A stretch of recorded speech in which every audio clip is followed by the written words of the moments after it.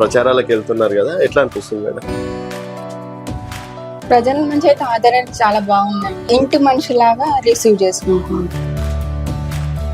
మీ వారు ఉన్నప్పుడు ప్రచారాలకు అప్పుడు వెళ్తుంటే సో ఇప్పుడు మళ్ళీ మీరు డైరెక్ట్ గా వెళ్తుంటే అంటే ప్రజలు ఐటీ రాజు గారి పేరు తీసినప్పుడల్లా ఏమైనా ఎమోషనల్ గా అందరి కళ్ళల్లో నీళ్ళు వస్తున్నాయండి. అంటే తల్లి నువ్వు మా ఇంటి మనిషివి, నువ్వు మాకు చెప్పాలా అనే ఆన్సరే వస్తుంది అక్కడ నుండి. నేను వెయ్యండి అని చెప్పే లోపలే వాళ్ళే నాకు మంచి సమాధానం ఇస్తున్నారు.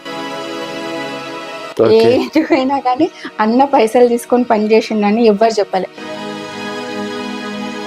దాదాపు 26 ఇయర్స్ అండి ఆయన సర్వీస్ చేసింది. ఆ 26 ఇయర్స్ లా ఫస్ట్ టైం వార్డ్ మెంబర్ అయినప్పుడు పెన్ను గుర్తిచ్చిండ్రు ఆయనకి, రెండోసారి టార్చ్ గుర్తిచ్చారు, మూడోసారి ఉంగరం గుర్తిచ్చారు.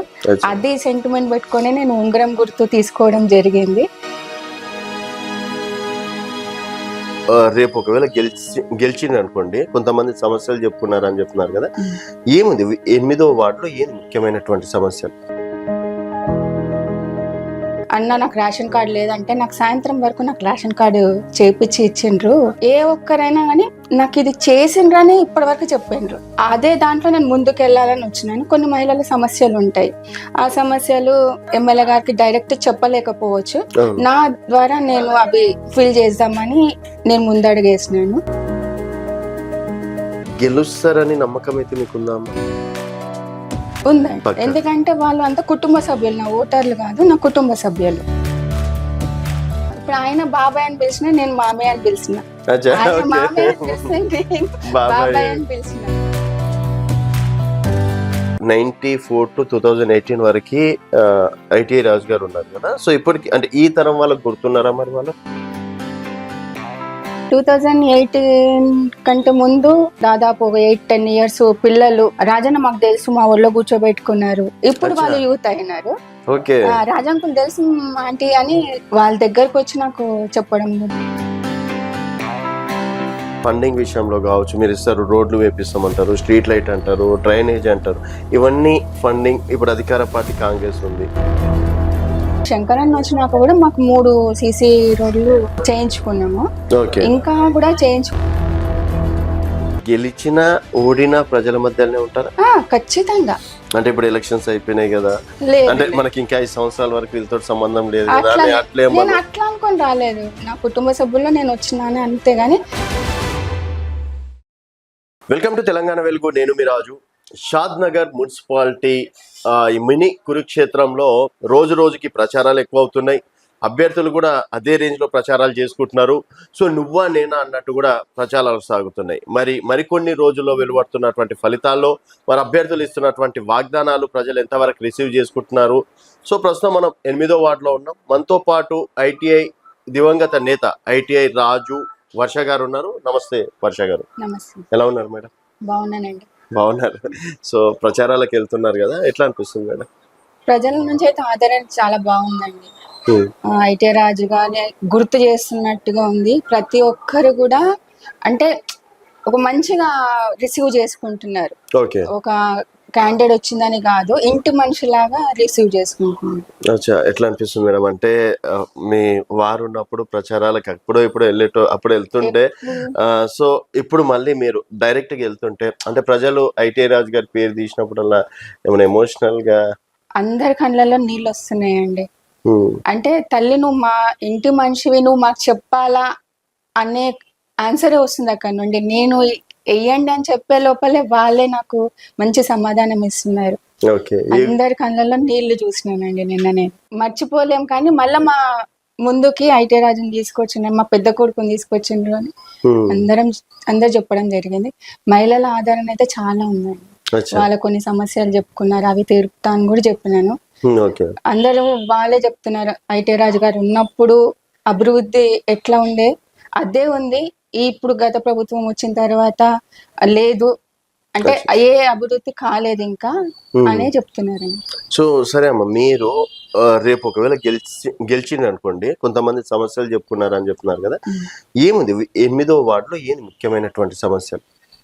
ఇప్పుడు ఐటీ రాజు గారు ఉన్నప్పుడు ఆల్మోస్ట్ సీసీ రోడ్స్ అయిపోయినాయి. 4 టర్మ్లు అండి. ఓకే 1994 నుండి 2018 వరకు ఆయన కౌన్సిలర్ గా, అంటే ఇంకా పదవి కాలం ఉండే, ఆయన చనిపోయినది కూడా పదవి కాలం ఉండే. దాదాపు 26 ఇయర్స్ అండి ఆయన సర్వీస్ చేసింది. ఆ 26 ఇయర్స్ లా ఫస్ట్ టర్మ్ వార్డ్ మెంబర్ అయినప్పుడు పెన్ను గుర్తిచ్చిండ్రు ఆయనకి, రెండోసారి టార్చ్ గుర్తిచ్చారు, మూడోసారి ఉంగరం గుర్తిచ్చారు. అది సెంటిమెంట్ పెట్టుకొని నేను ఉంగరం గుర్తు తీసుకోవడం జరిగింది. నేను పోయిన తర్వాత కూడా అందరు అదే చెప్తున్నారు అనమాట, అమ్మ రాజన్నకి గుర్తుండే అని. సో అప్పుడు అంటే గుర్తొచ్చింది కూడా ఇంకా గుర్తుంది. వాళ్ళు నాకు చెప్తున్నారు, నేను ఫస్ట్ పెన్ నాకు ఉంది ఐడియా కానీ ఇన్ని సంవత్సరాలు అయింది కాదు. వాళ్ళు చెప్తున్నారు, అన్న ఫస్ట్ పెన్ ఉండే, తర్వాత టార్చ్, మళ్ళీ మూడోసారి ఉంగరం. అయితే ఫస్ట్ టైం ఆయన కొంచెం అంత అవగాహన లేక కొన్ని చేసుకున్నారు.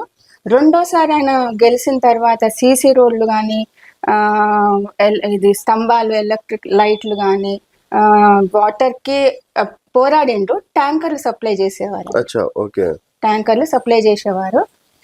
ఏది వచ్చినా గానీ ఫస్ట్ ఈయన వాడికి, అంటే ఇప్పుడు చిన్నగా అయింది 8th వాడు. అప్పుడు ఏంటంటే మన ఇక్కడ ఆజిపల్లి రోడ్డు నుంచి మన ఇప్పుడు బాలాజీ వెంచర్ అంటున్నారు అంతవరకు తాండాలు ఉండేవి. అయ్యప్ప కాలనీ చివరి వరకు ఓటర్స్ ఉండేవారు. ఈయన ఫస్ట్ పోటీ చేసినప్పుడు షాద్నగర్ లో వచ్చేసి నాకు తెలిసి 25,000 ఓట్లు ఉండేవేమో అంతే. అంటే మొత్తంలో చిన్నగా ఉండేది. అప్పుడు ఇవన్నీ ఇల్లు లేవు, అవంతా వెళ్ళేది. ఇప్పుడు వచ్చి దాదాపు 1,00,000-2 లక్షలకు దగ్గర అయ్యిండ్రు పబ్లిక్. రెండో టర్మ్ చాలా పనులు చేసిండ్రండి, చాలా అంటే చాలా పనులు చేసిండ్రు. ఏది వచ్చినా గానీ ఈయన వాడికి ఫస్ట్ తీసుకున్న తర్వాతనే సన్నిహితంగా ఉండేది అనమాట. ఎప్పుడు మేము పైసలకు ఆశించలేదండి. ఏమైనా కానీ అన్న పైసలు తీసుకొని పని చేసిండని ఎవ్వరు చెప్పాలి. అమ్మ మాకు ఈ పని చేసిండు.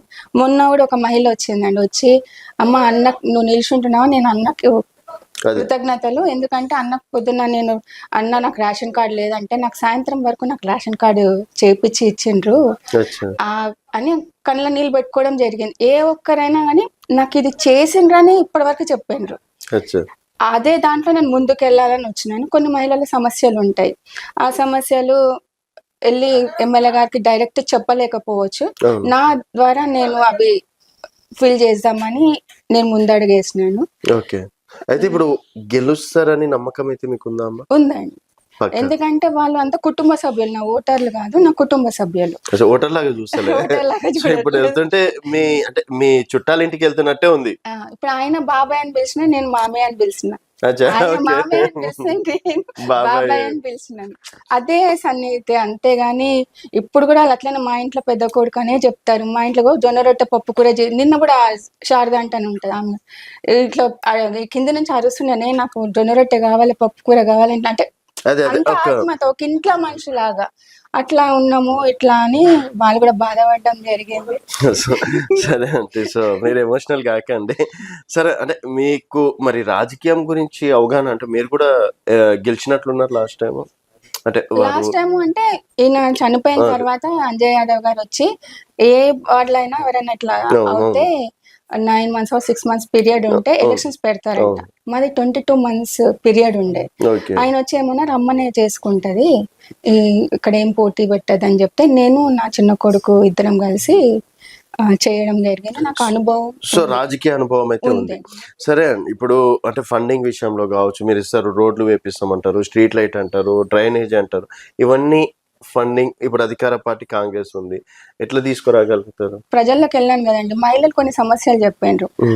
మా వార్డులో ఏంటంటే దాదాపు ఈయన సెకండ్ టర్మ్ గెలిచినప్పటికే 50 or 70% పనులు కంప్లీట్ అయిపోయినాయి. చిన్న మినీ ట్రాన్స్ఫారాల కాడికేంచి ఈయన ఉన్నప్పుడే అయిపోయినాయండి. పార్క్ ఇది అని, మళ్ళీ అండర్ గ్రౌండ్ డ్రైనేజ్ కూడా 2016 or ఎప్పుడో శాంక్షన్ అయింది, అయ్యప్ప కాలనీ నుంచి రాలేదు. ఈ లాస్ట్ 5 years ఈ ప్రభుత్వం వచ్చిన తర్వాత వేసిందండి. ఇప్పుడు శంకరన్న వచ్చినాక కూడా మాకు 3 సీసీ రోడ్లు చేయించుకున్నాము, ఇంకా కూడా చేయించుకోవాలని ఉంది. కొన్ని మహిళల సమస్యలు తీర్చాలని ఉంది. సో మహిళల కోసం ఫైట్ చేయడంలో ముందు ఉంటారు. ఎందుకంటే చాలా సమస్యలు ఉంటాయి, చెప్పుకోలేరు చెప్పుకోలేరు. సో ఒక మహిళ కాబట్టి ఏదన్నా పర్సనల్ గా చెప్పుకుంటారు. చెప్పుకోలేరు. సరే, మీరు రేపు గెలిస్తే ముఖ్యంగా నేను ఇది చేయాలని, అంటే ఇప్పుడు ఈ డ్రైనేజీ ఇవన్నీ కామన్, ఎవరైనా చేసే పనులే కదా. మీరు ఒక కౌన్సిలర్ గా ప్రత్యేకించి మీరేం చేద్దాం అనుకుంటున్నారు ఆర్టీసీ కాలనీలో? ఇప్పుడు మధ్య తరగతి కూడా కొంచెం మధ్య ఫైనాన్షియల్ గా కొద్దిగా ఇప్పుడు కరోనా టైం తర్వాత అవును. కొంచెం అందరూ ఏంటంటే సెల్ఫ్ రెస్పెక్ట్ ఉంటది. పేదోళ్ళు అంటే చెప్పగలుగుతారు, కొంతమంది మహిళలు చెప్పలేరు. అట్లాంటి వాళ్ళు గర్భిణీ స్త్రీలు గాని, ఒంటరి మహిళలు గాని, వాళ్ళకి ఏదన్నా చేద్దామని ఓకే ఆలోచన అనుకుంటున్నాం. అనుకుంటున్నాం. యూత్ పిల్లలు ఏంటంటే ఈ 10 సంవత్సరాలు మాకు లేనిది అసలు కొత్త అలవాట్లు నేర్పించి ఆ పిల్లలు చిన్న ఏజ్ లోనే డ్రింక్ చేయడము అది ఇది అంటే అట్లా ఇంట్లో ఇబ్బందులు తాగి కొంచెం ఒంటరి మహిళలు అయినరు. వాళ్ళకి ఏదన్నా నాతోనయ్యి ఎమ్మెల్యే గారితో చెప్పుకొని ఆ సమస్యలు చేయించుకోవాలనేది ఉందండి. ఓకే. సో ముఖ్యంగా మహిళల గురించి, ఇక్కడ కూడా మహిళల గురించి ఫైట్ మహిళల చేద్దాం గురించి ఫైట్. అండ్ యువకుల గురించి ఫైట్ చేద్దాం అనుకుంటున్నారు.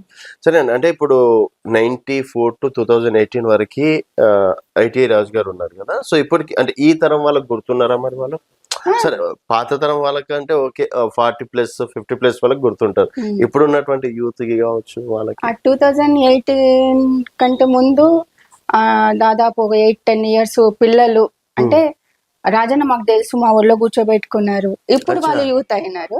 ఓకే, రాజంకులు తెలుసు ఆంటీ అని వాళ్ళ దగ్గరకు వచ్చి నాకు చెప్పడం కూడా జరిగింది కదా. ఇంకోటి ఆయన ఇప్పుడు మహిళలు యూత్ మిడిల్ అని కాదండి, వృద్ధులు కూడా మా ఇంటికి వచ్చేసి ఆమెకు 50 ఏళ్ళు ఉన్నా అప్పుడు మేము ఇంకా చిన్న ఏళ్ళు, ఆయన సెకండ్ టర్మ్ అప్పుడు చిన్న ఏజ్, ఆయన అన్న అంటున్నారు రాజన్న ఉన్నారా అంటే ఆయన ఏమని పిలవాలని లేదు, ఆయన రాజన్న ఐటీఆర్ రాజన్న అని ఒక పేరు పడిపోయింది అంతే. ఇంకా నేను ఇంట్లో వచ్చిన ఆయనతో అంటుంటా అనమాట, నన్ను ఆంటీ అంటారు, నిన్ను రాజన్న అంటారు అంటే కాదు, అట్లా వాళ్ళకి ఏం పిలవాలని తెలియదు కాబట్టి నన్ను రాజన్న అంటారు. నేను అట్లా ఏమని పిలవాలో తెలియక అంటే క్లోజ్ ప్రతి ఒక్కటి నాకు చెప్పేదండి. వాళ్ళు బయట అయిన విషయాలు ఆయన బెటర్ ఆఫ్ నాకు అన్ని పంచుకునేవాడు. ఇక్కడ ఇది చేయించిన, అక్కడ అది చేయించిన, అంజయ్య ఇట్లా అని చెప్పేవాడు నాకు ప్రతి విషయం పాజిటివ్. ఆయన అందరితో ఉండేవాడు. పార్టీ అంటే కాంగ్రెస్ అయినా కానీ బీజేపీ నుంచి మా ఇంటికి వచ్చేవారు. కందివనం సర్పంచ్ అనంతమన్నం ఆయన పక్క బీజేపీ తెలుగుదేశం టీడీపీ అప్పుడు టీడీపీ కూడా అట్లా మా ఇంట్లోనే అప్పుడు రెంట్కుండా ఆయన మాలేసుకోవడం అది అందరూ అంటే ఇంట్లో కుటుంబం పార్టీకి ఇప్పటికి కూడా అండి. ఇప్పుడు బీజేపీ అది కాంగ్రెస్ నుంచి నిల్చున్నాను మా తమ్ముడే, బీజేపీ మా తమ్ముడే, బీఆర్ఎస్ నుంచి నిల్చుంది మా మరిది, కుటుంబ సభ్యులు అందరూ. ఇండిపెండెంట్ ఇంకో అభ్యర్థి నిల్చుండు సుధీర్ మా తమ్ముడే. ఇక్కడ నిల్చున్నందుకు ఎవరి మీద ఏం ఎటువంటిది లేదు, అందరు మన కుటుంబ సభ్యులే. గెలుపోవటంలో అనేది ప్రజల దైవ నిర్ణయం. అంటే మేడం రేపు గెలిచిన ఓడిన ప్రజల మధ్యలోనే ఉంటారా? ఖచ్చితంగా. అంటే ఇప్పుడు ఎలక్షన్స్ అయిపోయినాయి కదా, అంటే మనకి ఇంకా 5 సంవత్సరాల వరకు వీళ్ళతో సంబంధం లేదు కదా, నేను అట్లా అనుకొని రాలేదు. నా కుటుంబ సభ్యుల్లో నేను వచ్చినాను అంతేగాని ఏదంటే ఈయన చేసిన సర్వీస్ అందరికి గుర్తుంది, ఆ అభిమానం ఒకటి ఉంది. ఏంటంటే ఈ గత 5 సంవత్సరాలకి అభివృద్ధి లేదు ఈ వార్డ్ లో వచ్చేసి. మాదేంటంటే అప్పుడు కేబుల్ బిజినెస్ కూడా మాదే ఉండే. 1990s నుంచి మాది ఇక్కడ కేబుల్ షాద్నగర్ మొత్తంలో అందరికీ తెలుసు. రాజు అంటే వాల్దాస్ కేబుల్ అని ఉండే. అప్పుడు జీటీవీ ఒకటే వచ్చేది, ఏ ఛానల్స్ లేవు. మేము ఇంట్లో క్యాసెట్స్ ప్రోగ్రామ్స్ అవి కూడా వేయడం జరిగింది. అట్లా బిజినెస్ ద్వారా కూడా మాకు అందరూ తెలుసు. ఐటీఐ రాజు అంటే సగం షాద్నగర్ గుర్తుపడుతుంది, సగం షాద్నగర్ మొత్తం షాద్నగర్ గుర్తుపడతారు. మనకి కొత్తూరు అవతల నుంచి దగ్గర ఇప్పుడు అనిరుద్ధ్ రెడ్డి అవతల వరకు కూడా ఆయనని గుర్తుపట్టనది లేరండి. ఇటు ఇక్కడ వచ్చేసి కొందూరు అవతల అంటే నేను వస్తుంటే చూసినానండి. ఇప్పుడు మన పొలిటికల్ లీడర్లది విగ్రహం పెట్టినంటే వాళ్ళు ఏదో స్పెషల్ ఉంటే తప్పించి విగ్రహాలు పెట్టారు, ఆషమాషి కూడా కాదు. ఎందుకంటే షాద్నగర్లో ఎంతో మంది ఐ మీన్ పరిపాలించిన వాళ్ళు ఉన్నారు, చాలా వరకు 20 సంవత్సరాలు 30 సంవత్సరాలు చేసిన వాళ్ళు ఉన్నారు, ఎవరి విగ్రహాలు చూడలేదు. రాగానే మీ వారి ఐటీఐ రాజుగారి విగ్రహం చూసి నేనే షాక్ అయినా. అంటే ఎన్ని పనులు చేస్తే ఈయన విగ్రహం ఇక్కడ ఉంటది అని ఆయన చెప్పేసి. ఆయన అభిమానులే పెట్టిండ్రండి. ఇంకో విషయం చెప్పదలుచుకుని ఇక్కడ, ఆయన 18 మార్చ్ 22కి ఇట్లా హార్ట్ స్ట్రోక్ వచ్చి చనిపోవడం జరిగింది. మార్చ్ 17కి మా మ్యారేజ్ డే అండి. అది మా 25th యానివర్సరీ అండి. 25th anniversary. ఎవరికి అంత కుటుంబ సభ్యులే, మనకు 300-400 మంది లేరే మనం చెప్పుకొని దావత్ చేసుకోవడానికి. వాడు మొత్తం చెప్పుకోవాల్సి వస్తుంది. మనం చేసుకోదు ఇంట్లోనే చేసుకుందామని చెప్పడం జరిగింది. అంటే అందరికి ఆశ ఉంటది కదా, పెళ్ళప్పుడు చిన్నగా ఉంటాము, పెళ్ళి ఎట్లుందో తెలియదు, అట్లాంటిదో సెలబ్రేషన్ అందరికి ఉంటది. నేను సరే అన్నాను, దానికి నేను ఒప్పుకున్నాను. ఆయన 3 రోజులకే చనిపోయిందండి. బాధాకరమైన విషయం. సో మొత్తానికమ్మా మీ ఆశయాలు, అంటే ఆయన ఆశయాలని, ఆయన అడుగుజాడల్లో మీరు కూడా నడవాలి. ఆయన చేసినటువంటి సర్వీస్ ఏదైతే ఉందో ఆర్టిస్ట్ కాలనీకి ఆ బ్రాండ్ వర్ష ద్వారా కూడా నిలబెట్టాలి అని చెప్పేసి కూడా మనస్ఫూర్తిగా కోరుకుంటామమ్మా. ఇంకేమన్నా మీ ప్రజలకి? ఇంకోటి అండి, ఎందుకంటే ఆయన చనిపోయినప్పుడు 3 రోజులు అంటే ఉగాది అయిన తర్వాత శ్రీరామనవమి చేస్తారనమాట. శ్రీరామనవమికి ఇక్కడ బయట అరుగుపైన కూర్చొని అన్నదానాలకి అయ్యప్ప కాలనీలో ఇక్కడ అన్ని గుళ్ళల్లో అన్ని టెంట్లు వేయడం అవి ఇవన్నీ చేసి పెట్టేసిండ్రు. చేసి పెట్టిన తర్వాత ఉగాది అయిన 2వ రోజు అనుకుంటా చనిపోయారు. దేవుడి కళ్యాణం అండి అది. మా వాళ్ళ దేవుడి కళ్యాణం చేయలేదు ఆ సంవత్సరం. అంటే ఆయన పైన ఎంత అభిమానం, అంటే దేవుడి కార్యక్రమం అది ఎక్కడైనా చేస్తారు. అది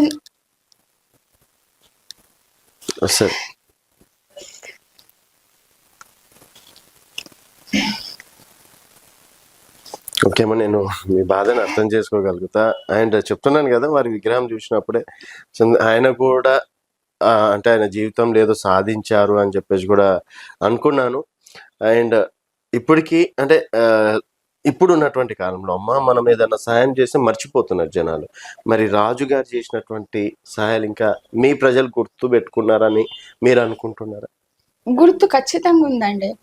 ఎందుకంటే నేను ఒక 2 years పాప చదువు కోసం అని హైదరాబాద్కి వెళ్ళడం జరిగింది. అంటే లాస్ట్ టైం నేను పోటీలో లేను, 20 చేసిన తర్వాత అమ్మాయి చదువు కోసం అని 2 years వెళ్ళిపోయాను. మాకు ఫోన్లు చేసి మేము వినాయకుడు అంటే ఐటీ రాజు గారు ఉన్నప్పుడు ఎట్లా మాకు బిల్లు ఇచ్చేసేది అంతే, వినాయకుని వెళ్తున్నాం వదిన ఇట్లా అని. ఏ బాధ వచ్చినా మా గడప ముందర ఖచ్చితంగా వస్తుంది. అదే అభిమానంతో ఇంకా వస్తారు ఇప్పటికి వస్తారు. బోనాలు కానీ, వినాయక చవితి కానీ, రంజాన్కి ఏ అంటే ఏ దగ్గర మస్జిద్లలో అవుతాయి భోజనాలు, అది తక్కువే. మా దగ్గర మస్జిద్లో అవుతుంది, మహిళలకు ఇంటి దగ్గర ఇచ్చేవాడు. కులం అంటే కుల మతాలకు అతీతంగా అందరం సమానమే. కుల మతం పండగ రాజు అంటే ఒక కుటుంబ సభ్యులాగా పాల్గొనేవాడు. చెప్పేది ఈ జగ్నేకి రాత్ ఉంటది, ఆ రోజు పెట్టండి భోజనము అని చెప్పి మా మహిళలు వాళ్ళు వచ్చి అడిగి వాళ్ళు ఇంట్లోనే బిర్యానీ చేయించే వాళ్ళం, పెట్టించి వాళ్ళకి భోజనాలు. మళ్ళీ చర్చ్ పాస్టర్ గారు కూడా క్రిస్మస్ కి కుట్టు మిషన్లు కానీ, మహిళలకి బట్టలు కానీ ఈయన సొంత చేసేవారు. వినాయక చవితికి ప్రతి దగ్గర అన్నదానం కంపల్సరీ పెట్టారు.